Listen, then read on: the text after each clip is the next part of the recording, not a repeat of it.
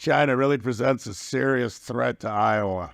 To understand geopolitics, you must have the freedom to be honest. The More Freedom Foundation podcast. So, Rob, how are you this week? Not bad, not bad. No real complaints. Did you enjoy the Mission Impossible film?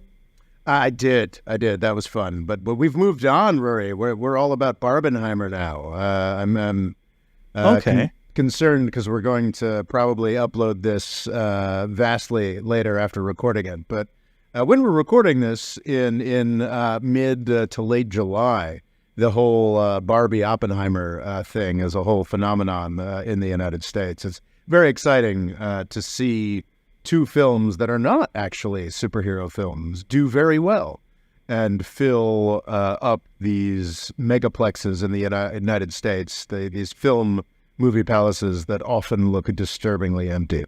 Do you think Tom Cruise is a war hawk? Tom Cruise? Yeah. That's a great question. Oh, man. Well, that gets into some pretty deep questions about Top Gun that I feel like I hallucinated this sometimes, but I've had it confirmed from other folks. Top Gun, the new one, was recorded in different versions. And the version that I saw in Turkey as an IMAX thing, I was visiting Turkey at that point, actually has, this is Top Gun 2, Iran name-checked as the enemy in that film. And I heard it was like subtle when it was shown in America, but I didn't think in Turkey it would be straight up, here's Iran. Yeah, it was actual dialogue in the version of the film that I saw. And I do wonder why that used to be that way and why it wasn't that way in the version that most people saw in the United States. So that's a very long, deep rabbit hole of tinfoil hat conspiracy-sounding stuff that perhaps I shouldn't dive into.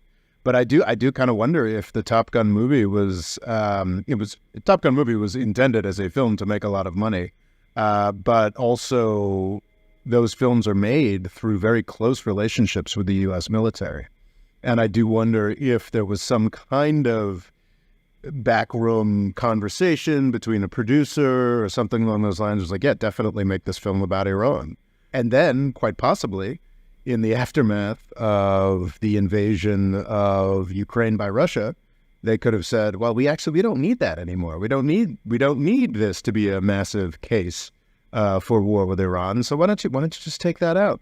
Because, maybe we're a little more interested in buying oil from Iran now. And that's down the rabbit hole. That's completely, quasi-fictional there. But it is interesting to me that I saw, and I don't think I imagined this. I sat through a version of Top Gun, and it was only two. It was like two lines of dialogue that said, "Yeah, we're going after Iran." And so, yeah, I don't know. That's a very long and involved question, a response to your basic question there. But it's an interesting one, I think. Are there any other American war hawks you'd like to talk about? Yes, today's podcast is on Robert Kagan, who's a figure who may not be familiar to folks as other figures that we have debunked. So I think maybe a little more introduction is necessary for Robert Kagan than a Peter Zeihan or a Ray Dalio. Peter Zeihan, the geopolitical YouTube expert, and Ray Dalio, the famous finance guy who did a big digital push behind a book around world order. Two figures we've sort of dissected a bit in the past. Robert Kagan is much, much less well-known, but I would argue that he is vastly more influential than a Peter Zeihan or a Ray Dalio. Debatable on Ray Dalio. Ray Dalio is, after all, a multi-billionaire who knows a thing or two. Knows a thing or two, isn't just invited to speak at powerful places, but is paying to sponsor the events that are taking place at powerful places. So it is, Ray Dalio, should he want to be, is probably more influential than Robert Kagan. But Robert Kagan is shockingly influential, and that has to do with who he is and what he believes. So there's a little bit of biography that has to go into here. Who he is wouldn't matter if he were some flipped out pacifist or something like that. But what he believes and what he has consistently championed over the past 25 years, coupled with his network, means that he's one of the most influential foreign policy people in the country. It's incredibly frustrating to me. Every 6 months, whether it's in the Wall Street Journal or the Washington Post, he'll come out with some big think piece. And that won't make an impact on Joe Rogan or on YouTube or what have you. But every serious foreign policy commentator, whether they are going, those are some good ideas, or ripping it to shreds, every serious foreign policy commentator has to reckon with what Bob Kagan says when he comes down from his mountain to issue a new statement in the Wall Street Journal, a new long read about policy and history. And as we'll get into a little bit, it's always the same thing. So is he able to set the tone for mainstream media in America whenever he feels like it? That would overstate it a little bit, but he maintains the tone in U.S. media. His job, his mission in life is to maintain the tone of military aggression in mainstream U.S. media. He's the smart guy. I listened to a bunch of podcasts. I think one of them, I don't think it was the BBC in general, but I think it's a BBC presenter. Is it the Americast they have? Their no, podcast? Andrew Neil, is that? Oh, isn't okay, that, Andrew that's Neil, a famous, he's like a right-leaning British commentator or something like that. I think he's got his own podcast. But yeah, there's Andrew Neil interviewed him, the Washington Post, who apparently also cut some checks, interviewed him many times, and just the worshipfulness with which this guy is interviewed is really perplexing when you consider that he apparently doesn't really like the term neocon. I don't really like the term neocon, actually. I prefer the more accurate and more capacious fail nerd, which is, I think neocon has like some credibility. Well, no, the way that it's used on the internet, I feel like it has some anti-Semitic overtones, so I try to get away from it. So I tend to avoid neocon, and I also feel like it leaves out like the whole Obama administration, which is just a whole nother bunch of fail nerds from a different direction. The fail nerd more generally, and Robert Kagan is one of the most important examples of that, is someone who is professionally obligated, I don't know about obligated, but professionally committed to making the case for U.S. intervention everywhere. In the Obama administration, they weren't necessarily, directly neocons or what have you, though Robert Kagan had a lot of influence on the Obama administration as well, which we don't talk about so much. But in the Obama administration, these fail nerds were people like Samantha Power or Ben Rhodes who are like, no, we need to go out and help people. That's why it's important. No matter what the rationale is, we need to go out and crush the Middle East and make it safe for Israel, which is a cliched version of what the neocons want, but also kind of accurately what they want. Whether it's that or whether it's Samantha Power's, we have a duty to protect, the effect is the same. It's the United States destroying countries. So I like the general term fail nerd. And Robert Kagan is probably the most prominent of the fail nerds. This is a guy who was a massive advocate for the war in Iraq, something that I think the denizens of the internet are probably familiar with, is a organization from the 1990s called the Project for a New American Century. This was the guys who were like talking about we need to overthrow Saddam Hussein from the early 90s, and then we need to go after Iran, and then we need to go after Syria, and then we need to... Are these people that believe the 20th century wasn't America's century and it was kind of stolen by the Soviets? No, I think that I think they would say that the 20th century was the American century. And this is something that I actually agree with Robert Kagan on, is that, and one thing about his pieces that I've been reading over the past couple of days that I've appreciated is that he is pretty honest about U.S. power. He's much more honest about U.S. power than a lot of other commentators are. He's pretty, he actually wrote a book called The World America Made, talking about the post-World War II era, which I think is actually, for a guy who's often very dishonest in what he says publicly, that is an admirable bit of honesty. The shocking thing is that his probably came to the most prominence as a huge advocate for the Iraq War for a decade prior to it, massive advocate for hyper-militarization. What was the Justice for It a decade before it happened? The idea was just, and this is what he's always supported, is that we should be doing more things militarily. That we are the best. We are great. We are democratic. We are progressive. He's a huge intellectual force. And see the air quotes, intellectual force behind the whole democracy versus autocracy framing. He's not the main guy, but he's certainly a big guy pushing that. So his whole message is that the United States is always about supporting democracy against autocracy, and we should be more willing to intervene in places. Iraq was a good thing to do. I still don't think he's ever really apologized for advocating for the war in Iraq. So anyway, this is a guy who's a tremendous failure. And it was interesting, in one of the, certainly not Andrew Neil, but there was a woman from the Washington Post who very carefully, very respectfully asked him, like, do you think that perhaps the war in Iraq might have negatively impacted the views of the rest of the world, of the United States? It's like, oh, I don't know about that. That's ridiculous. You know, just like, no. And the thing is, he will never, ever be challenged on any of this because of who he is. So it's the two things. What he believes, more U.S. military is good no matter what the situation. The United States should always be doing more, invading more, fighting more, threatening more. That is so valuable to the true powers in Washington, D.C., defense contractors. And we've talked about the relationship between Congress and the defense contractors and how really every politician in Washington, D.C. wants war. So because of what he believes, he was going to be promoted anyway. So he's the son of Donald Kagan, who is a Yale, was sadly recently deceased, was a Yale professor of classics. So he is, I remember in my 20s, I would watch his online lectures on Thucydides and the Peloponnesian War. So he's a very influential guy in forming sort of everybody's vision of what ancient Greek history has to teach us today.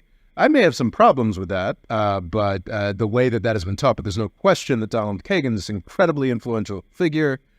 He hadn't died yet when folks started talking about the Thucydides trap 5 or 6 years ago, and I don't think he was directly linked to that Harvard project of talking about this Thucydides trap, this idea that because Thucydides says so, China and the United States have to go to war, that idea, which I think is quite stupid.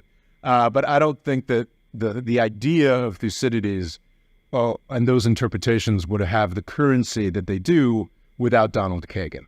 So basically, Donald Kagan was a very influential, very powerful Yale professor who became even more influential by doing something that but many people have done over the past. If you're in the academy, if you're in academia and you decide to go conservative, this is something that he did in the 1960s, I think as a response to campus unrest or something like that. Donald Kagan then very quickly became a much more powerful figure on the right, because there are a lot of professors on the right. So they have a Yale professor who decides, I'm more conservative now, plus he's talking about classics. He loves to talk about military history. I mean, he's just scratched all those conservative itches. So he was a prominent and well-beloved figure on the right in the 1970s, 1980s, which positioned little Bobby Kagan extraordinarily well. His dad was a professor at Yale. He got his undergraduate at Yale, and then he went to the Harvard Kennedy School for graduate school. I'm not sure if he got a PhD. No, I think, he's referred to as a doctor. Perhaps he got a PhD there. He went to his daddy's university, and then he went to the Kennedy School of Government, which I probably complained about in the past, is a center of power in the U.S. military-industrial complex. And then he got to walk straight to Washington, D.C. and into the Reagan administration. As a pretty young man, he was advising presidential candidates and presidents on what you should do, and this advice has been pretty universally terrible. Is it basically based on what the classics did, what happened in World War II, that sort of thing, or Does he add anything different to his advice? He's a historian. And it's interesting. I was going to really be pillorying him on the basis of a lot of the stuff that I had consumed before today. But this morning, I actually listened to him talk about U.S. history for the first. This is a guy who's nominally a foreign policy expert, right? This is a guy who supposedly knows what foreign policy is about. And this is fascinating. He is a foreign policy expert who really neither knows nor cares anything about the world outside of the United States. Multiple times he's on podcasts and people are like, and what did the outside world think of the thing that the U.S. did? And he's like, why don't we get back to that later? Like, he just, no interest or any concept. Puts a pin in it and moves on. Yeah, no interest or any concept of how anybody else in the world might feel or think. However, he does have some historical grasp of the United States. And he's written books and I think has done the necessary research. I mean, he made it through Harvard and Yale. He's not a complete doofus. And he can at least speak somewhat knowledgeably about the evolution of U.S. attitudes towards the abroad and how that's factored into the politics of different times. I mean, to be clear, I listened to a half hour of him talking about this, and I can point to what I would see as a few glaring misinterpretations, but that's going to happen if I'm listening to anybody for a half hour on something. But really, like, he is a foreign policy expert who knows nothing about the world, has gotten things spectacularly wrong, yet we're all just expected to care and think about what he has to say every 6 months when he issues some pronouncement. Do you think this is symbolic with American attitudes, with the center of power, of this not really caring about what happens outside of America, but still having massive effects and destroying it in many ways? Yes. It's part of... Robert Kagan enforces something that I've talked about, which is just this deep-dyed ignorance of the world. It's something that the United States has gotten away with. And I used to believe, because of the rise of China, because of something we'll be talking about in another episode, the just European absolute end of tolerance for U.S. garbage. I really did believe that by the end of, say, our working lives, Ruairi, like, the United States would actually have to know things about the world, like would get to a point where the rest of the world was powerful enough where the United States had to actually start interacting with other countries as peers and actually have to start making smart moves. This is not something that I no longer believe this will happen in my lifetime. I think the United States will continue to be incredibly powerful and incredibly stupid, and Robert Kagan is a key part of that. I think Robert Kagan speaks with some interest and intelligence about the development of U.S. politics. I'm not saying he's right about anything, but he can have a conversation about that. But he is just completely ignorant of what has gone on in the world. And that ignorance is essential to making the case that the United States has somehow fostered democracy over the past couple decades. We manifestly have not. We had the opportunity to do that in Tunisia, and we basically poured a bunch of money, not much money, poured a little bit of money into strengthening their military enough that they could back a coup, which has happened.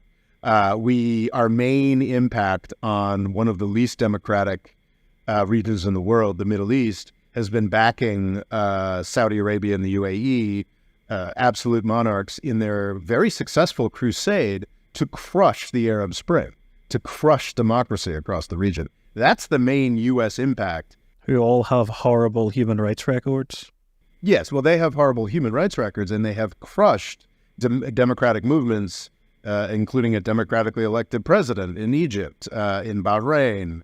In Libya, they have acted to make certain that no even centralized, let alone democratic, even centralized power has been able to take back control in Libya for a decade. And the U.S. impact in Africa is similarly malicious. So, yeah, like, we have not to believe that the U.S. in the 21st century has been a force for democracy versus autocracy, you have to know absolutely nothing about what the United States has done and what those effects have been for the past 20 years. And Robert Kagan, I mean, he doesn't strike me as illiterate. Like, he has forced himself to not understand what the United States has done over the past 20 years. Because the point, unfortunately, of U.S. foreign policy is selling weapons. I know I keep coming back to this. I don't want to sound like a broken record. And creating situations in which U.S. weapons can be consumed. It's not that the U.S. that the weapons industry is that important to the U.S. economy. It's just that it is incredibly important. It's the only business that the U.S. government can completely control. So everybody involved in U.S. government wants to sell weapons. But isn't it also some things that basically, as far as I understand, every state in America does something in production of the military? That's true, but I think that it's become less and less of a factor. We were discussing this on the patrons only Discord chat a couple weeks back. The fact that what used to be the case during the Cold War was that yes, it's still very much the case that every state has a selection of contracts, but what those contracts mean is very different. In the 50s and 60s, even into the 70s, and then breaking down in the 80s and going off a cliff in the 90s, there really were production lines in every state that were exactly as you described, Ray. And, every congressman, needed to keep these jobs or what have you. That's not really the case anymore. This was documented, I think, by a Yale historian, as Brennis or something like that. I read a very interesting book, something from Might or Right or something.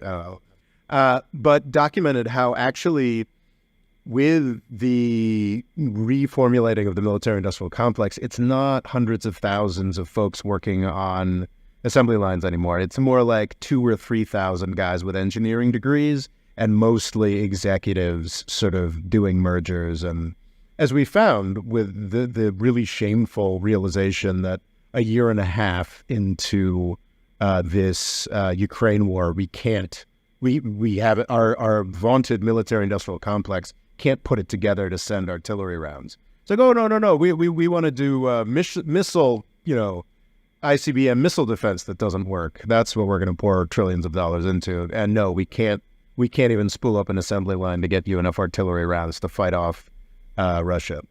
Well, artillery rounds, just to let everyone know, I would describe them as the spear of modern warfare. Like, if you have front lines, you maintain them with artillery. Half of all deaths in World War I were artillery, and I think something similar in this war. So they are just your bare essential of holding the line is you're firing between 5 to 20,000 artillery rounds a day. So it definitely adds up, but it does seem like America is sort of, no, we were going to keep all these for ourselves and not really spill things up as much as we should. No, I don't, Rory. I don't think it's a question of not wanting to help. It's a question of not being able to help. We have sent all our artillery rounds, and the 4 or 5 defense contractors that are left are like, oh, well, gee, thousands of artillery rounds, that's going to cost $1 trillion and take us 5 years to put that together, which is, of course, absurd if you know anything about what they were capable of doing in World War II. And it's a national humiliation we don't talk enough about. But so, yeah, which is to say, there used to be better reasons why the military-industrial complex had so much sway in Washington, D.C. There aren't anymore. It's mostly just about selling really convoluted things that may or may not work. And Robert Kagan is excellent at that. So it's all right. I think we've covered what he believes. He just doesn't. He's all about more military all the time. Who he is, we haven't quite finished that. So he's been seated, in the middle of Republican politics. He moves through 9/11 War on Terror, Iraq era, which is a complete disaster. And there's this interesting aspect about him that is not fully appreciated, or is not mentioned as much as it should be, is that he is married to Victoria Nuland. Do you know who Victoria Nuland is? I don't know.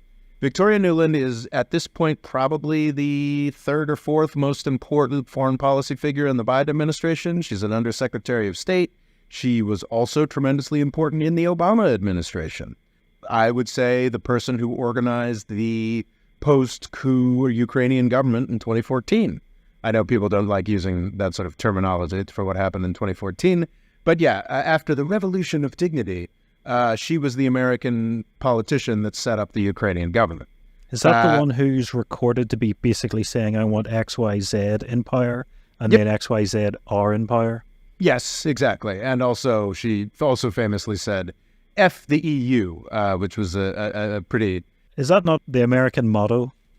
That but is, in Latin? It is F the EU. That's an interesting... that's certainly the only thing that U.S. foreign policy has accomplished over the past 20 years is really, really screwing up the European Union. So yeah. So you'd think, and if that was, you'd think that would be an embarrassment, right? That would be bad for a U.S. politician. But no, not only did she finish her time in power with the Obama administration, she was quickly slotted into the top of the Biden administration. So this is a guy who came up in Republican politics for being super pro-war, married to a gal who is at the very top of Democratic foreign policy politics for being very pro-war, and is most likely going to be, I think that Victoria Nuland is a very likely future Secretary of State. Because, I mean, from the perspective of what everybody actually cares about in Washington, D.C., she's been extraordinarily successful. Finland, Poland, all these countries are lining up to buy F-35s, which 10 years ago were seen as this ridiculous, non-functional waste of space and time and money. Well, it's considered a lot's been ironed out, and I think the prices have gotten better. Well, anyway, they're selling like hotcakes now. Oh, and yes, I think they're that's doing largely great. down to Victoria Nuland's efforts. So this guy, Robert Kagan, is in the middle of all of these circles of power. There's this narrative now that the neocons, again, I don't really like that term, but a lot of the folks who were discredited by the incredible failures of the Bush administration were redeemed by Hillary Clinton in 2016. And Bill Kristol is the most famous example, is a guy who was nominally a Republican until 2016 and then jumped over to the Democrats.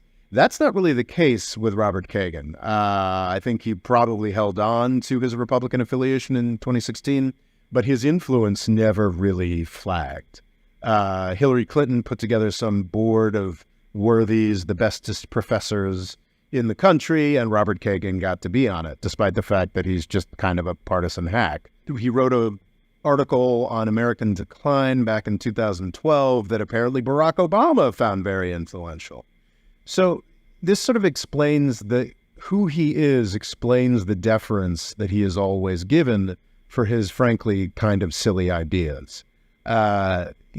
Nobody who wants to work in American foreign policy for either political party, nobody who wants to be published in Foreign Affairs as a serious foreign policy commentator will ever be anything but unflaggingly polite to Robert Kagan, who has networks at Yale, networks at Harvard, networks throughout Washington, D.C. He is a senior fellow at the Brookings Institution, which is one of the most prestigious think tanks, and he's married to the likely next Democratic Party Secretary of State. And that's how power works. That's why everybody on Twitter who cares about foreign policy feels obligated to have an opinion whenever he farts out a new article in the Wall Street Journal talking about Munich. Because as we've discovered, Ruairi, in our investigations over the past couple days, what does Robert Kagan want to talk about more than anything else? If it's not the classics, it'll be World War II. Yeah, World War II. I think the classics is his dad. It is World War II, all the gosh darn time. Because reading that article you sent me, I was almost just like, is this just a summary of World War II? What's this got to do with anything? Yeah, he's the guy, not the guy, but he's probably the most prominent guy who just won't stop talking about World War II and Munich and appeasement and Neville Chamberlain and Oppenheimer. He talked about Oppenheimer, did he? No, it's just relevant at the moment. Yes. Oppenheimer has got a lot of pop cultural reference. I'm excited that I'm going to go see it. It's very good. You should. You can't see Oppenheimer in an IMAX theater in New York City this week because they are all completely sold out. Completely sold out for the rest of the week. I'm going out to the suburbs, to an IMAX in the suburbs. I'm going to watch it with my parents tomorrow. I'm excited. Anyway, sorry, Oppenheimer diversion over. But the cliche, I made a video about this probably almost a decade ago, talking about the only... You had lovely long hair, a much younger Robert. Yes. So this is... 8 years ago. So that's the one, I think, taking his article of 2014 to task. Putin is not Hitler. Putin is not Hitler. That is a key point. But I'm actually talking about a different video, which is the only history Washington, D.C. knows, which is 1938. And the fact that the British Prime Minister at the time made a deal with Adolf Hitler that Adolf Hitler quickly violated. And supposedly, if the British Prime Minister had acted differently, then maybe World War II wouldn't have been as long and terrible. That is a whole... But World War II is just full of what-ifs. Exactly. Unfortunately, the appeasement, which is what that British Prime Minister, Neville Chamberlain, is regarded to have been involved in. There was a Nazi king at the time, which also didn't help. A Nazi king? Yeah, he advocated, and they said it was because he was having an affair with an American woman, but that was just an excuse to get him out of there. So the Queen's father then took the role, who he never wanted to be king. Oh, well, sure. That's Edward the 7th or 8th? Mm-hmm. So the king that's in the King's Speech, and it's believed the stress of World War II killed him because he didn't live much, about 10 years after. So Edward the 8th was out by 1936. So he was out 2 years before. But they had to sort of get rid of him because he had he was thinking these Nazi ideas are great. Yeah, no, he stunk. But I think it was more marrying Wallace Simpson that got him. I heard kicked that was out. just an excuse. Oh, really? Huh, interesting. Well, but by 1938, had been the Nazi king had been well dealt with. Neville Chamberlain, that image of Neville Chamberlain coming back and saying, "Oh, we have peace in our time, appeasement," has been used for every U.S. foreign policy question ever since. This was used to get us into Vietnam. This was used to get us into Iraq. This has been someone's got to put together a list at some point of every single person who has been compared to Hitler by the U.S. commentariat. I think one of the most extraordinary things, going back to that video critiquing Kagan, we'll have to put a link in the show notes for this, that I put together, is I think he compared the Islamic State to Imperial Japan. He definitely did. Which is just like, I mean, the Islamic State is an existence that is a entity that existed because of the funding of the United States, Turkey, and a bunch of other U.S. allies. And then as soon as that funding was withdrawn, it disappeared. Like, to compare that to Imperial Japan is just... But the default enemy is always Hitler, and then the second-tier enemy is always Japan. Yeah, it's extraordinary. So, so Robert Kagan, he's a cut above most people. He doesn't just talk about 1938 and Neville Chamberlain. He also talks about Imperial Japan. So he's a real history buff. And I mean, sadly, like, the history that people in the United States is most engaged with is World War II, because there's just such clear-cut good guys there. Meaning, and a lot of footage. Yeah, and a lot of footage. You try to get footage of the Vikings. Hard to get. Getting easier and easier with AI every week, though, you know.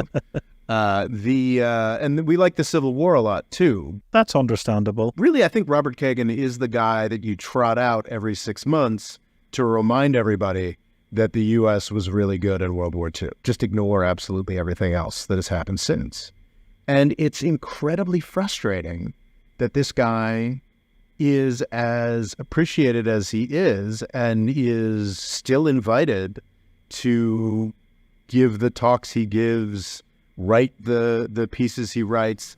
He's on salary to do this. This is what he does at the Brookings Institution. He's now writing a series of books about U.S. history, which are just basically talking about. I haven't read them yet. If this podcast does particularly well, maybe I'll do a video on one of them. But it's really frustrating. But it's important to understand him, because that's what a lot of foreign policy discussion and high-level commentary is in the United States. I'm not saying that there isn't extraordinary scholarship going on at Harvard or Yale or the Brookings Institution. There absolutely are. But it is not the extraordinary scholars who are breaking new ground, finding out new things, doing worthwhile analysis. Those are not the guys who are invited to do a long read at the Wall Street Journal every 6 months. Well, the scholars that might come up with proposals like America Bad, they're not being invited to the big dinners. It doesn't have to be America Bad. It just has to be like basic analysis of what has actually happened over something I agree with Robert Kagan about is that the United States has been in charge. This is the world that we have made.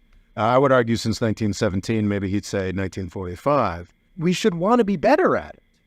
But that is emphatically not what Robert Kagan is about. It's talking about how we are good. We are good already. And we are better than anything else out there, despite the fact that he has a very limited understanding of anything else that is out there. How much do you think is actually his own opinion, and for lack of a better word, the deep state is saying, you say X, Y, Z? Oh, I think it's all his own opinion. Okay. I don't think it's, I think... You don't think he's being told to shape things in a certain light? I don't think, see, that's the key thing, where I don't think the United States is a place where, I think that if you're a 20-something at a think tank and you're trying to make your way up a ladder, and you will get from somebody higher up there, or you're trying to make your way, just selling pieces to, think tanks or the Washington Post or whatever, smaller journals or what have you, you will get told, look, hey, I understand you want to say something, this is really interesting stuff you've got here about how the United States played probably the largest role in creating the Islamic State, but we're not going to publish that, man. Like, why don't you write something about how heroic the Kurds are or something like that? Like, I think that's how that goes.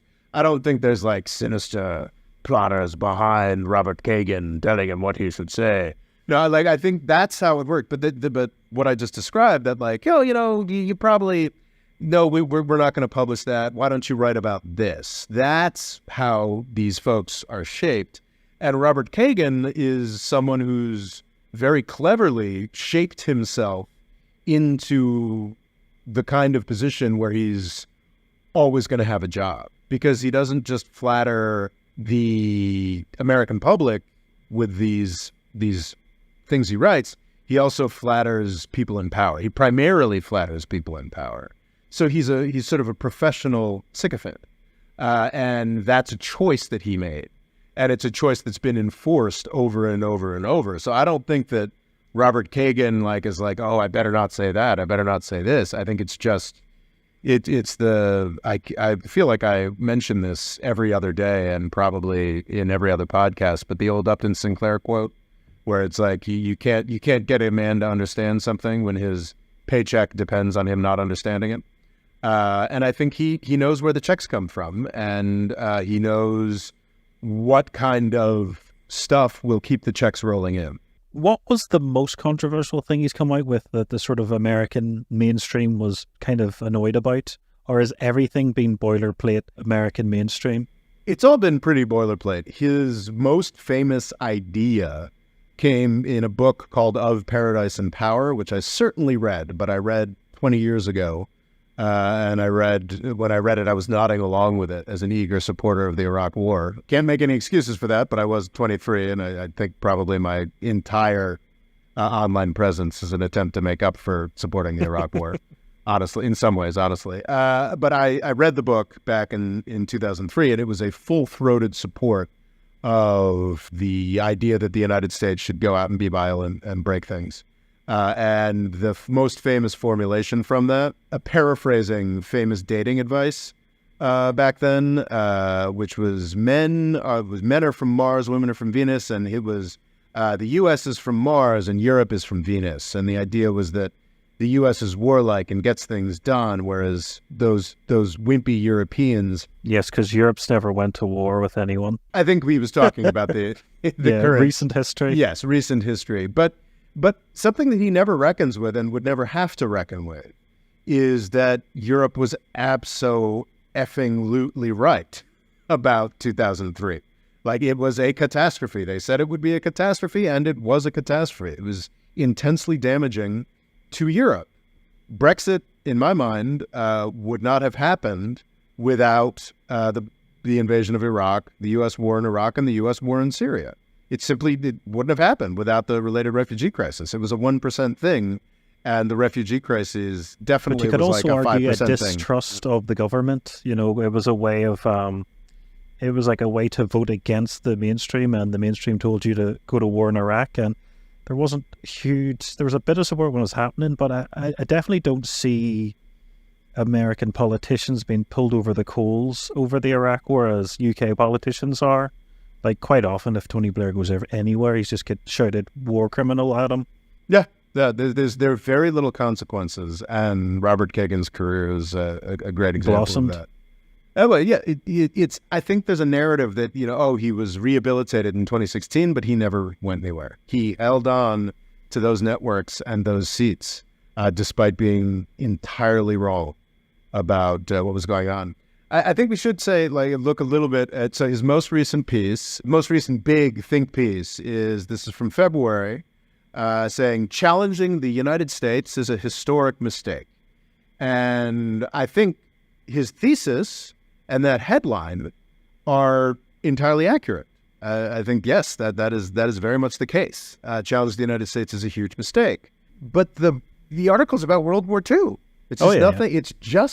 It's the same article that I was critiquing in 2014, except it's a little more celebratory, because he's like, oh, yes, we finally are being very warlike against Russia, the way that I've been talking about since 2014. It's on the scale of decades, but it's like whack-a-mole. He's just like, he, as a younger man, wanted to talk about taking out Saddam Hussein. We took out Saddam Hussein. And pretty much since Saddam Hussein was taken out, he was not reckoning with the cataclysmic failures of that or other interventions that he was a big fan of. He's just been like, and now we need to focus on Russia and China.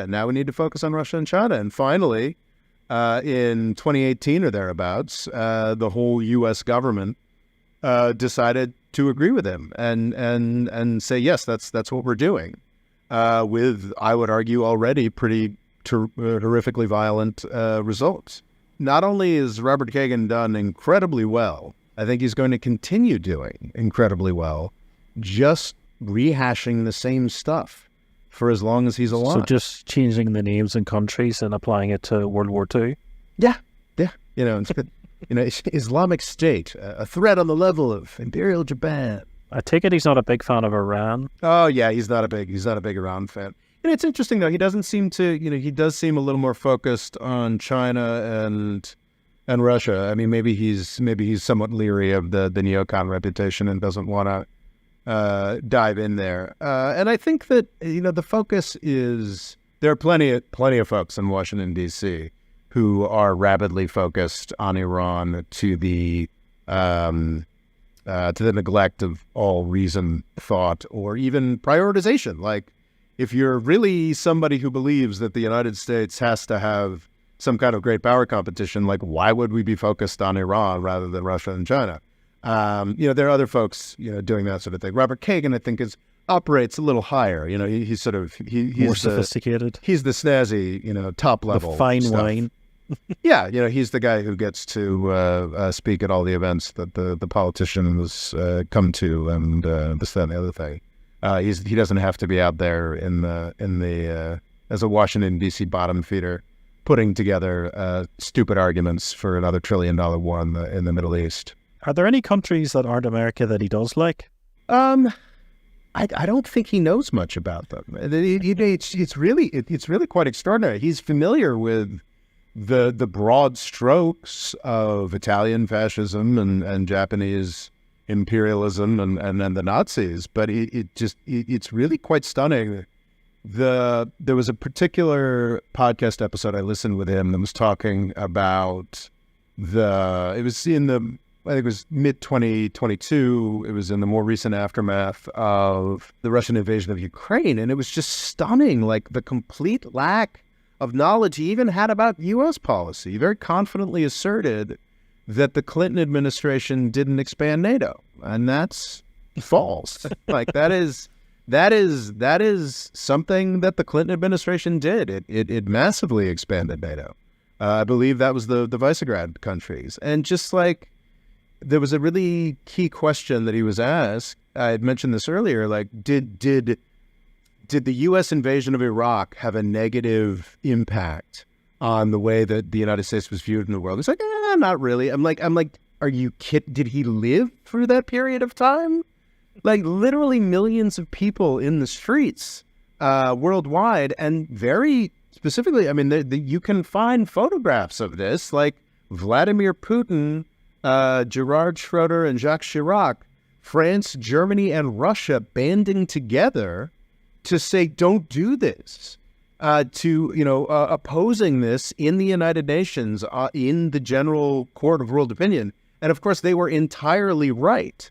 But also things like even the military heads never talk about that war. They talk about the first Gulf War, but the second one is never mentioned.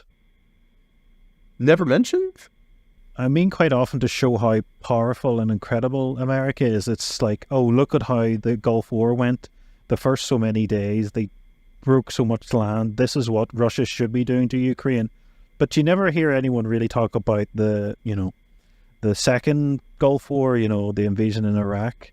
Because they just went in and made the place horrible. There was no great... there wasn't a great strategy of victory. It was kind of just go there and break stuff and hang about. I think that folks do still like to talk about, to some extent, the career of H.R. McMaster, like to talk about like the first 3 months, because those first 3 months were great. They just, we stormed in there, all kinds of, we're super, super proud of ourselves for beating up a military. It was joked to be one of the worst in the world. In the 80s, it was reckoned to be one of the best in the world. And in the self-images of the heroes of 2003, they're still thinking about that, not the place that they had been starving to death with sanctions for a decade and had already defeated in the 90s. So there was a lot of stuff lionizing to some extent the quick conquest of Iraq. But what we spent most of those trillions of dollars on, the occupation, the trying to keep things together, no, that doesn't come up very much. That does not come up very much. And that's the most extraordinary thing about Robert Kagan and a lot of other folks, is just this complete no reckoning with the consequences of actions that they advocated for. Like, just not. Like we've got a lot of really good, I mean, if we're talking as scientists, we've got a lot of really good evidence of what happens when the United States just goes for it and, goes and is strong and, blah, blah, blah, blah, blah. We've got lots of great evidence. And they just, it's head over ears, earmuffs, meh, meh, meh, meh. They don't want to hear it. They don't want to think about it. And they just want to move directly on to this conflict with Russia and China, which is especially idiotic because you can't understand the conflict with Russia and China without reckoning with the past 20 years. Can't understand the impotence of the UN Security Council without understanding how abused China and Russia felt by the way we used a UN resolution they gave us in Libya to overthrow Gaddafi and, frankly, destroy North Africa for the next decade. You can't reckon with how Russia was able to appear to be as strong as it was without the incredible abuse of Europe by the United States over the past 20 years.